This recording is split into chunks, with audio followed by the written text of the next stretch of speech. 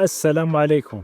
فينيسيوس ضد اولمبياكوس يعني كان باغي غير هدف واحد، كان داير اللي في جهده. وحتى يعني المعلق الشهير العماني خليل بلوشي كان كيقول له ودي فينيسيوس الا ما جاش الهدف راه يعني كيساهم باش الكره توصل للشبكه، يعني كيعطي اسيستات. عطاهم الكيليان مبابي، عطا له شحال من اسيست واش جاب منهم الاهداف، ودار تهديد على المرمى ودار سكورزين. والهدف الوحيد اللي سجلو وكان فرح به لغاه الفار. وكاين اللي كيقول لك باللي كاين واحد العداوه ما بين كيليان مبابي وفينيسيوس، هادشي ما كاينش، يعني كيبان في المباراه فاش ان كيليان مبابي كيشجع شي هدف ديما كيحتفل مع فينيسيوس، كان ديما فرحان بالصديق ديالو. وهادشي كيبان في اخر هدف ديال كيليان مبابي اللي هو الرابع سوبر هاتريك، مشى يحتفل مع فينيسيوس وعنقو. يعني ريال مدريد ما خصو يسمح لا في كيليان لا في فينيسيوس. حنا كنعرفوا بلي كيليان مبابي ديما كيلعب 90 دقيقه وفينيسيوس مره تيخرجوا. حنا شفنا الكلاسيكو اللي فات المدرب خرجوا وبقى فيه الحال، حيت كان كيشوف باللي قادر يعني يعطي اضافه للفريق ديالو ضد برشلونه.